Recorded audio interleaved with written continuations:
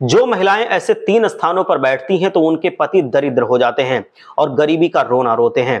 दोस्तों, यदि महिलाएं ऐसे 3 स्थानों पर बैठती हैं तो उनके घर की बरकत समाप्त हो जाती है और घर में दरिद्रता आती है। आइए जानते हैं दोस्तों। नंबर 1 है, शास्त्रों के अनुसार जब महिला के पति अपने व्यापार के लिए अथवा अपने रोजगार के लिए घर से बाहर निकलते हैं तो उनके पति जब घर से निकल जाते हैं तो उसके तुरंत बाद महिलाओं का बैठना बहुत अशुभ बताया गया है। ऐसा करने से व्यापार अथवा रोजगार पर बहुत अशुभ प्रभाव पड़ता है और पति के व्यापार में पति को हानि होने लगती है। शास्त्रों के अनुसार महिलाओं के लिए पति के घर से तुरंत निकलते ही तुरंत नहीं बैठना चाहिए, ये अनुचित बताया गया है। इसीलिए महिलाओं को इस बात का खास ध्यान रखना चाहिए।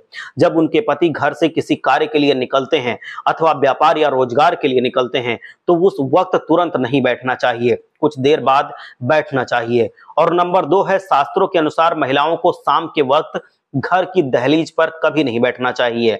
शाम के वक्त घर की दहलीज पर बैठने से घर से तेजी से उन्नति, जो समृद्धि होती है, वो समाप्त होने लगती है और घर में दरिद्रता और नकारात्मकता आ जाती है, क्योंकि शाम का वक्त ही वो वक्त होता है जिस वक्त माता लक्ष्मी भ्रमण के दौरान घरों में प्रवेश करती हैं और घर में समृद्धि को बढ़ा देती हैं। इसीलिए ऐसे घर में माता लक्ष्मी प्रवेश ही नहीं करती जिस घर की महिला उस वक्त दहलीज पर बैठी हुई है। शाम के वक्त घर की महिला को दहलीज पर कतई नहीं बैठना चाहिए, क्योंकि घर की दहलीज मुख्य द्वार होती है। माता लक्ष्मी के घर आने का जो घर की दहलीज है वही एक रास्ता होता है, वही लांघ कर माता लक्ष्मी घर में प्रवेश करती हैं। इसीलिए घर की दहलीज पर बैठना बहुत ज्यादा हानिकारक होता है। इसलिए महिलाओं को घर के दहलीज पर शाम के वक्त कभी भूल से भी नहीं बैठना चाहिए। और नंबर 3 है दोस्तों, शास्त्रों के अनुसार घर में अगर कोई ब्राह्मण आता है, कोई अतिथि आता है, तो किसी भी महिला को बैठे नहीं रहना चाहिए। यदि महिला उस वक्त घर में बैठी रहती है जिस वक्त घर में कोई ब्राह्मण अथवा कोई अतिथि आता है, तो ये शुभ नहीं होता है। उस वक्त महिला को अतिथि या ब्राह्मण के सम्मान में तुरंत खड़े हो जाना चाहिए। अतिथि का शास्त्रों में बहुत अधिक महत्व बताया गया है और उसी तरह ब्राह्मणों का भी।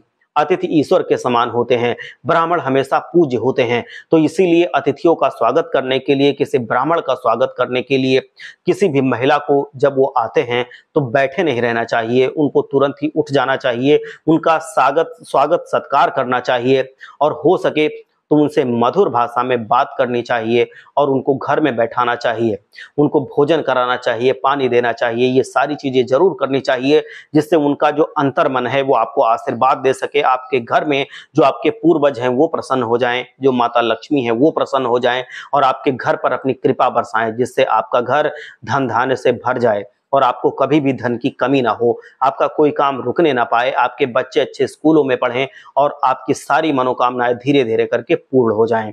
हर हर महादेव, जय लक्ष्मी माता।